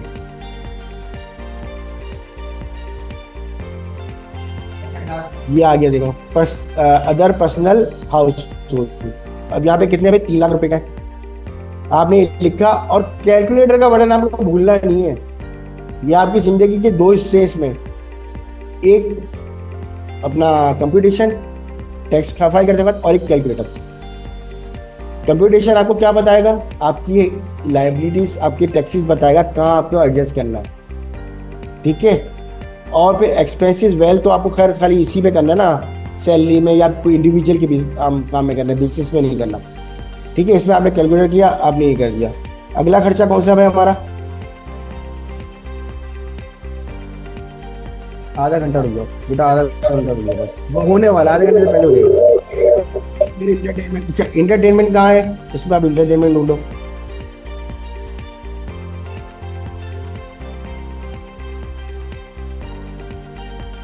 कहाँ है बताओ, इंटरटेनमेंट। इंटरटेनमेंट यहाँ पे आएगा फंक्शन एंड गैदरिंग, ठीक है। फंक्शन एंड गैदरिंग, फंक्शन और गैदरिंग है, स्लैश लगा के लिख लेना।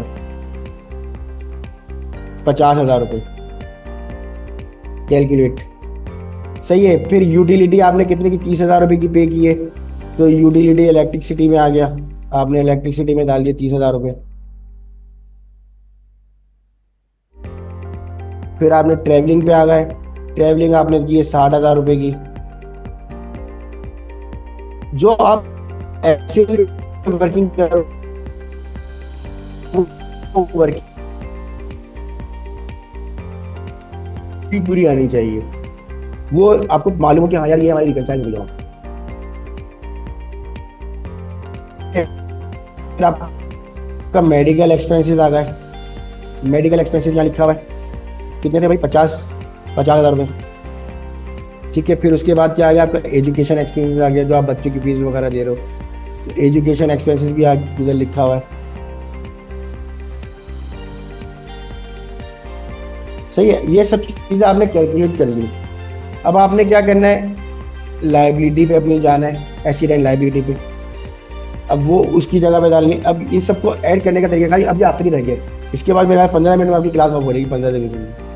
अब आपने गोल्ड लिया 3,60,000 रुपये का। अब यहाँ पे आपने के पास कहीं गोल्ड लिखा हुआ नजर नहीं आएगा भाई, कहीं लिखा हुआ नजर नहीं आएगा, इसको आपको ऐड करना पड़ेगा। कहाँ करना पड़ेगा, एसिड में आएगा, लेकिन फिर एसिड ही तो है ये, ऐड लिखा हुआ नहीं है गोल्ड के, गोल्ड आपने लिया तो लिखा हुआ है। अब आपको इसमें ऐड करना है, कहाँ ऐड करोगे, कुछ आइडिया है आपके पास? अब ये बताओ, जब हम इस तरह की कोई पोजीशंस वाली जो चीज़ें लेते हैं, वो इसको कहते हैं एक प्रीशियस पोजीशन, इसको आप कहाँ डालते हो अपने पास? ये आ रहा है देखो, प्रीशियस पोजीशंस ये आ रही है, ठीक है। या फिर आप डाल दो एनी अदर एसिड में, क्योंकि आपको इसको ऐड करना है। आप अगर प्रीशियस पोजीशन में डालोगे या एनी अदर एसिड में डालो, तो उसमें करो प्लस, जहाँ पे लिखो 1 तोला। ये ऐड करने वाले सिस्टम आप देख लो लाजमी ना, ताकि आप लोगों को समझ में आ जाए गोल्ड, ठीक है। और यहाँ से सबमिट करके आपने ऐड कर लिया।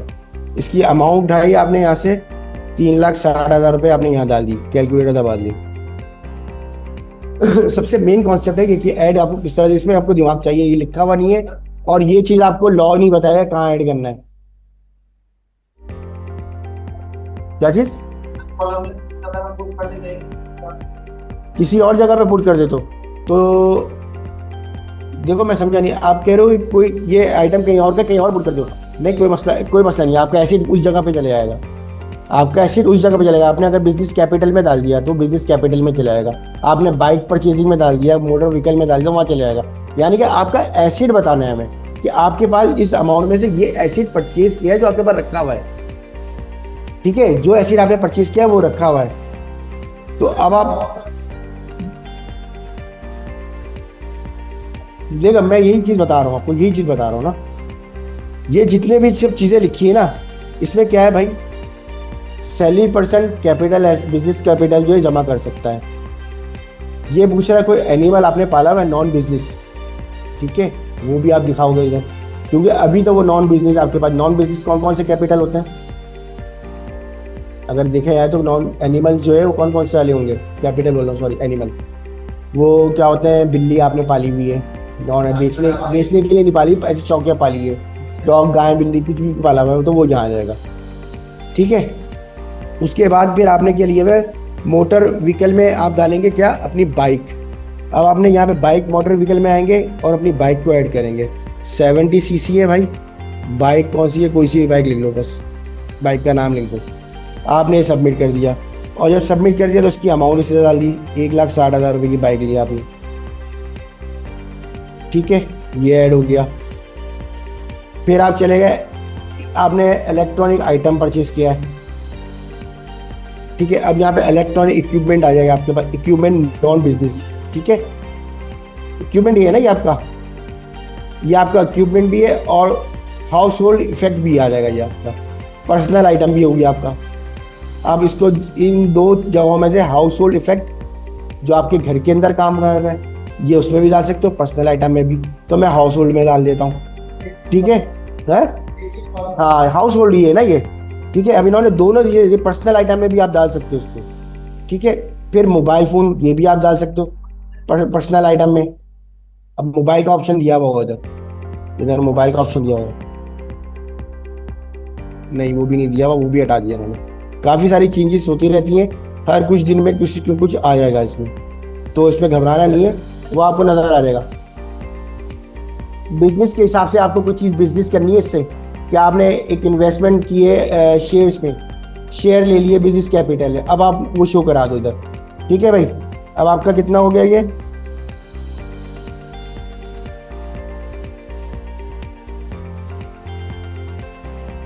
अच्छा जी हमने कितने के डाले थे, 8,70,000 रुपये के एसिड डाले थे, 8,70,000 के आ रहे हैं। अब हम चले आते हैं अपने फाइनल रिकन्सिलेशन ऑफ एसिड में। अब ये बता रहा है भाई मुझे कि आपने 8,70,000 रुपये के इस साल में फिक्स एसिड जमा किए हैं, जो ये एसिड आपको अगले साल भी दिखाएंगे।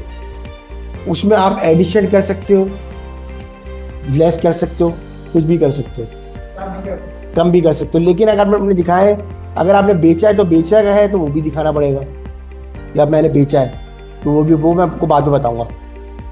ठीक है, अब ये क्या कहता है कि भाई आपकी आप लोग क्या कहते हो, हमारी रिकन्सिलेशन हो गई इसमें, या रिकन्सिलेशन में कोई चीज़ बाकी है, कोई चीज़ हमने छोड़ दी है। 3,30,000 रुपये से अनरिकन्साइल है ये। अब मैंने क्या चीज़ छोड़ दी जो नहीं डाला इसमें, बस ये आखिरी रह गया, बैंक नहीं डाला, और क्या नहीं डाला, ये मैं कहाँ डालूँ, ये मैं क्या डालूँ, मेरा क्या है, सेविंग है, तो सेविंग मेरी क्या चीज़ होती है। ऑनलाइन वालों भाई आप लोग भी जाओगे, मेरे सामने 3-4 बंदे जो बैठे हो तो वही जवाब देते हैं, आप भी तो जवाब दो ऑनलाइन।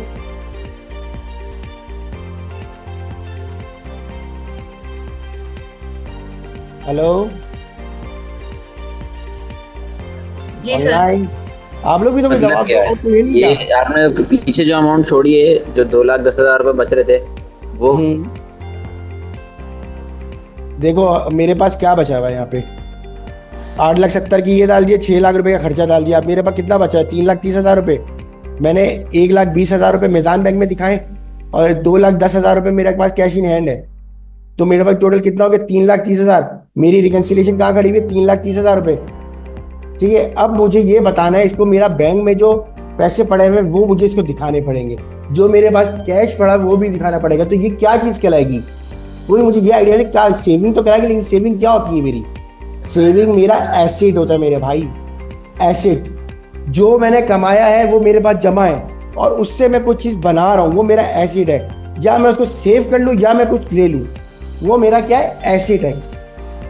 आ गई समझ में, बहुत ऊपर का कॉन्सेप्ट है ये, कि जो चीज़ मैं कमा रहा हूँ वो मेरा एसिड है। जब मेरी सैलरी मिली वो मेरा एसिड हो गई, अब मैं उसको खर्चा करूँगा वो मेरा एक्सपेंस बन जाएगा। लेकिन अगर उस चीज़ से मैं कोई चीज़ अपने लिए सेविंग में लेके आ रहा हूँ तो वो भी मेरा एसिड ही है मेरे भाई। तो उसको ऐड करने का ये आखिरी तरीका देख लो आप लोग। हम जाएंगे पर्सनल एसिड में, यहाँ पे हम ऐड करेंगे अपना बैंक। कहाँ ऐड करेंगे, investment, non business account, annuity, 706 का ये कॉलम है। इसमें आप अपनी इन्वेस्टमेंट में क्या क्या चीज़ें शो करा सकते हो लिख लो, ये लिख लो। आप अपना बैंक अकाउंट शो करा सकते हो, बैंक बैलेंस इसमें शो करा सकते हो। आप कैश की अमाउंट इसमें नहीं, कैश की अमाउंट के नीचे कॉलम बना हुआ है कैश ऑन हैंड का, वो अलग बना हुआ है। ठीक है, आप जहाँ जिस जगह पे सेविंग करते हो ना वो जगह बैंक आपकी सेविंग एरिया है। सेविंग एरिया होता है ना, वहाँ पे नज़र आ रहा होता है कैश आपका सेविंग एरिया ना, वो 2 मिनट में खर्चा हो जाएगा। ठीक है, बैंक दिखा सकते हो। इसमें आप अपने लिए कोई अपना शेयर परचेज करते हो किसी कंपनी का, वो दिखा सकते हो। ठीक है, इसमें आप अपनी जो है प्राइस बॉन्ड लेते हो, 750 रुपये का, कोई 100 रुपये का, वो लेते हो। जी मैं समझा नहीं। हाँ हाँ, इसमें शो करा सकते हैं। जो आप ऐसी चीज़ है ना जो आपको बाद में कम ज़्यादा करनी है। इंश्योरेंस, आपने इंश्योरेंस लिए वो आप इधर शो करा सकते हो। ठीक है, रेडी टू कैश, सही है। वो आप यहाँ पे देखो पूरा पूरा लिखा हुआ है, investment non fund sorry investment non business account, annuity, bond, certificate वगैरह जो भी चीज आपके पास है, डिपॉजिट फंड वगैरह, ये सब चीजें आप इधर दिखा सकते हो। इस टाइप की जो भी चीजें आती हैं, ये हमारे लॉ के सेक्शन में भी जाओगे ना, वो भी आपको बता देगा। ये हर सेक्शन में मिलेगा आपको। ये आपको 13B में भी मिलेगा, 1113 में भी मिलेगा, ठीक है, कैपिटल के अंदर भी मिलेगा, प्रॉपर्टी में भी मिलेगा, हर चीज में मिलेगा। तो वो आप यहाँ पे ऐड कर लोगे। अब आपने क्या करना है, यहाँ पे करना है ऐड बैंक, ठीक है। ऊपर पूछ रहा है बैंक अकाउंट इन्वेस्टमेंट, दो चीजें पूछ रहा है। ये भी नई चीज आई है, बता दूं आप लोगों को, ये कॉलम नहीं था पहले। ये बैंक अकाउंट इन्वेस्टमेंट ये पहले नहीं था, ये अभी 2-4 दिन पहले ही मेरे ख्याल से काम किया इन्होंने, तो काफी चीजें चेंज है। अच्छा है कि हम पढ़ाते तो हमारे सामने आते रहती है, वरना हम भी भूल के बैठ जाते, क्योंकि मैंने सबके रिटर्न फाइल कर दिए, 2-4 के रह गए। ये अभी 1-2 दिन में ही आया, कल आया होगा या परसों आया होगा, ठीक है। अब मेरे पास क्या है, बैंक अकाउंट है। अब मैंने बैंक अकाउंट लिया, यहाँ पे अकाउंट नंबर डाल दिया, ठीक है। कौन सा डाला था, मीज़ान बैंक, ठीक है। इसको सबमिट कर दिया। अच्छा, ये भी इसने एक मसला कर दिया। अब बैंक अकाउंट का IBAN नंबर कंपलसरी कर दिया भाई। ये बैंक अकाउंट का IBAN नंबर होता है एक, PK7AB00 करके होता है नंबर, वो डालना जरूरी है, तो आपका ऐड होगा ये, वरना नहीं होगा। तो हम क्या करते हैं, इन्वेस्टमेंट शो करा दें बैंक को। अभी फिलहाल ये बात आप लोग समझ गए। ऑनलाइन वाला जवाब दो यार प्लीज। यस सर, समझ गए। जी सर, समझ गए। ठीक है, अब यहाँ पे आपने क्या क्या इन्वेस्टमेंट में कुछ भी लिख दिया आपने, जहाँ पे इन्वेस्टमेंट की है। बैंक अकाउंट का फिलहाल ये मैंने वही लिख रहा हूँ, ठीक है। सबमिट किया, और आपने क्या किया, इसकी ये जगह पे जहाँ पे पेंसिल बनी हुई, इधर ही आके इसकी वो अमाउंट डाल दी उठा के। कितनी है, 1,20,000 कैलकुलेट कर दिया। फिर आप गए कैश इन हैंड, अल्लाह करे वो ना हटाया यार, वरना ये भी पूछने लग जाएंगे बाद में। हाँ है कैश नॉन बिजनेस, क्योंकि बिजनेस से इसका कोई ताल्लुक नहीं है। 2,10,000 रुपये ये आपने इसने दिखा दिया। क्या कहते हैं, अब मेरा रिकंसाइल हो गया। आपके पास नेट एसेट कितने बता रहे हैं, 12 लाख रुपए के, नीचे बता रहे हैं 12 लाख रुपए के आपके पास नेट एसेट है। अच्छा, इसमें टोटल सर लाइबिलिटी मैं पूछ रहा हूँ, जैसे कैशियर ने अपने 2,10,000 रुपए लिखा है, बाद हाँ। में बाद मतलब में कभी खत्म कम भी हो होंगे, जाएगा। कभी ज्यादा भी होंगे, उस खत्म सूरत करके में क्या देखो, होगा। मैं भी बता रहा हूँ, मैं वहीं पे जो नीचे आया हूँ इसीलिए पहुंचा हूँ। ये आपकी टोटल लाइबिलिटी है, ठीक है। एक ऑप्शन आ रहा है कि टोटल लाइबिलिटी, जो आपको आगे लाइबिलिटी का मतलब आपको पता है ना क्या होता है, जो मेरे पे देना है, जो मुझे देना है। तो आपने इसमें कोई अभी तक अपनी लाइबिलिटी नहीं दिखाई। लाइबिलिटी से क्या मुराद, कि कोई आपका क्रेडिट ऐसा एसेट कि किसी को देना है, जैसे कि किसी को कर्जा लिया हुआ हो, वो देना हो। अगर बिलफर्ज आप बोलेंगे कि भाई आपने एक गाड़ी इंस्टॉलमेंट पे ली हुई है, एक गाड़ी इंस्टॉलमेंट पे ली है, वो है कोई 20 लाख रुपए की, ठीक है, तो वो आप यहाँ पे शो करा सकते हो। लेकिन अब 20 लाख रुपए पे आपने कितना पे किया है वो दिखा सकते हो, ठीक है। यहाँ तक समझ में आ गया है? ऐसे यही तो यही दिखाओगे ना, ऊपर क्यों दिखाओगे भाई, यहाँ दिखाओ। हाँ, पार्ट 2 डालेगा वो। ये कल जब मैं रेंट का आपको टॉपिक दूंगा ना, अपना प्रॉपर्टी के रेंट का, कल का टॉपिक इसमें ऐड करूंगा, तो उसमें आपको बता दूंगा। अब आप रिकंसिलेशन में आए, आपकी रिकंसिलेशन हो गई भाई 0।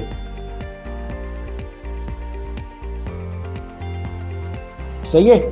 अब आप इसको फाइल कर सकते हो, सबमिट कर सकते हो। कैसे करोगे, आप ऊपर गए सबसे टॉप पे, आपने बताया सेव और सबमिट। सेव का बटन दबाया आपने, सेव हो गया, फिर आप दबाओगे सबमिट, सही है। अच्छा, सबमिट के लिए बोल रहा है कुछ,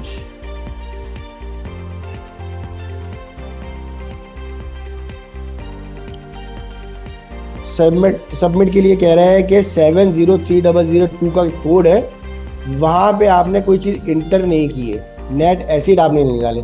तो भाई नेट एसिड कहाँ से डाले जब है ही नहीं, तो आपको क्या दिखाना पड़ेगा, कोई बताओ मुझे। नेट एसिड क्या होगा आपका?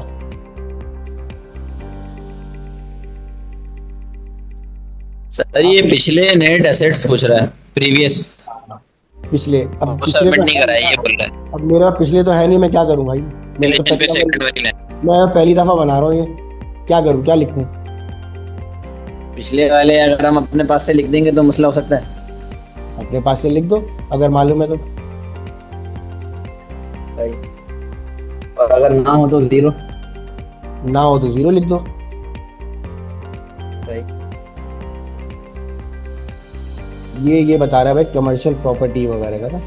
ये इसने देखो ये एरर दे दिया, इसने कमर्शियल प्रॉपर्टी का सेक्शन दे दिया हमें कि आपके पास कोई प्रॉपर्टी है। अच्छा, इस बंदे के पास होगी कोई प्रॉपर्टी वगैरह ना, ठीक है, जब भी ये शो कर रहा है और इसने भी शो कराई होगी, तो हम यहाँ पे नहीं दिखा रहे। हम क्या करेंगे, यहाँ पे आएंगे 7003 के कॉलम में, 2 के कॉलम में, सॉरी 703002। हाँ, ये शामिल करने का बोल रहा है ये, इसको पता होता है भाई सब कुछ, ठीक है। ये आ गया। अब प्रीवियस जो, अब मैं दिखा दूं भाई, मेरे पास कुछ नहीं था, 0 है। क्या करूंगा मैं? 0। अब मैं करूंगा सबमिट, सेव, सबमिट, हो गया सबमिट। अब ये क्या मांग रहा है मुझसे? Pin code. यहाँ पे मैं अगर इस बंदे का पिन कोड डालूंगा ना, तो इसके बाद मैसेज चले जाएगा कि आपका रिटर्न फाइल हो गया, समझ गए? यहाँ मैं डालूंगा, रिटर्न डालूंगा तो सबमिट चले जाएगा, उसका रिटर्न फाइल हो गया। और फिर यहाँ सबमिट करूंगा तो सब कुछ हो जाएगा, ईमेल भी चले जाएगी। पिन कोड जो आपके पास अपना होगा, पिन 4 नंबर का, ठीक है, वो डालूंगा ना, तो उसके बाद बंदे के पास चले जाएगा मैसेज कि आपका रिटर्न। सर वो पिन कोड कहाँ होगा हमारे पास? पिन कोड होगा मैसेज पे आएगा। आपके पास पासवर्ड आया था जी, उसी के साथ आपके पास पिन कोड आया है। और अगर नहीं आया तो आपको पिन कोड कैसे मिल सकता है वो मैं बता देता हूँ। आपने करना है इसको क्लोज। ये कॉलम छोटा सा बच्चा दिख रहा है बना हुआ है पावर के जी साथ, सर। इसको जी। क्लिक करें। आपके पास यहाँ है चेंज पिन। यहाँ पे आपके लिए ये अच्छा है कि आपसे नहीं पूछता पुराना पिन कौन सा था।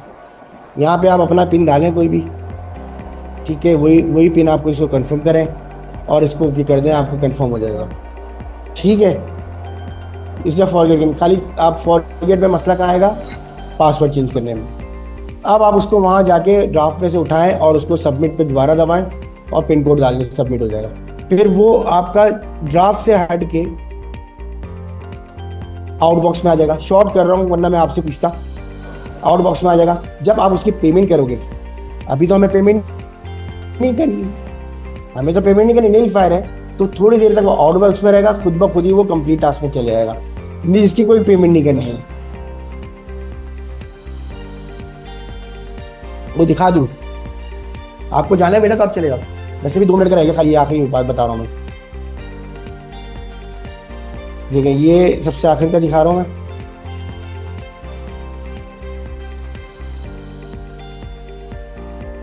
जीरो, ठीक है, आ गई समझ में?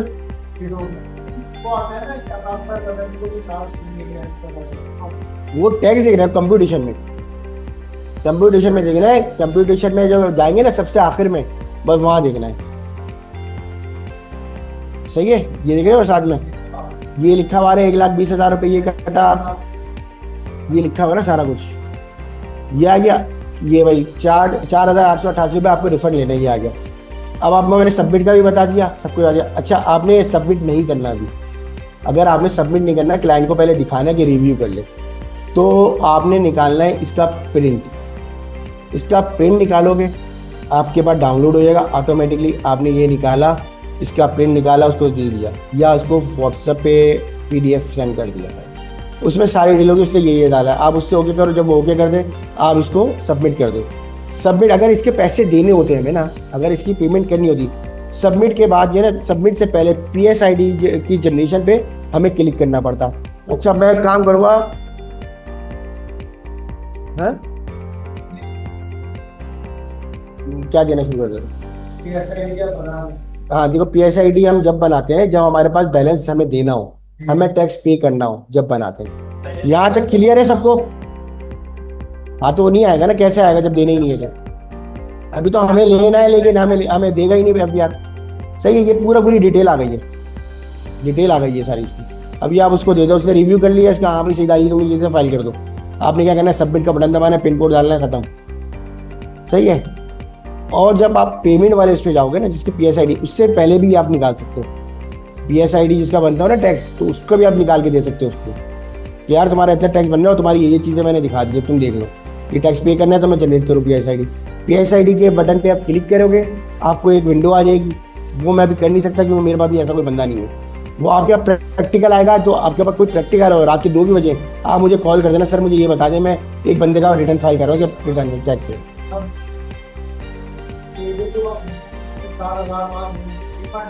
हाँ,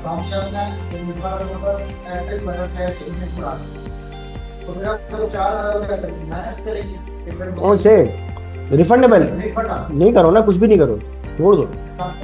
या आपने, आपकी जो इनकम है ना 12 लाख रुपए 18 लाख रुपए आपने इनकम की है, ठीक है, उसके नीचे आप कोई अलाउंस डाल दो अपना, उसी के नीचे अलाउंस है ना, आपको कंपनी ने एक ऐसा अलाउंस दिया तो आपकी सैलरी में ऐड करके नहीं दिया, लेकिन दिया तो डाल दो, बस क्या हो रहेगा। डालोगे, आपके लिए मसला भी बन सकता है, आपके लिए मसला बन सकता है। अब आप उसको एडजस्ट कैसे करोगे वेल्थ में? अपनी वेल्थ भी तो दिखाओगे ना, इसलिए तो हम छोड़ देते हैं, हम नहीं दिखाते।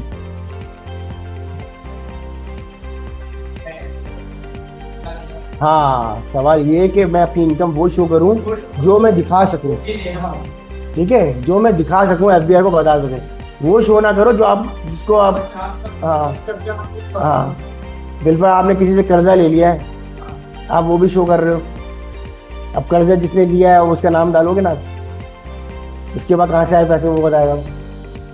अब ये भी हमारा टॉपिक, ये टॉपिक है हमारा लेन देन का टॉपिक है, ये मैं आपको दूंगा, ये मैं बताऊंगा आगे जाके, ठीक है। उधारी टॉपिक है जी। अब यहाँ पे ख़त्म करें, किसी का कोई सवाल है तो सवाल कर सकता है।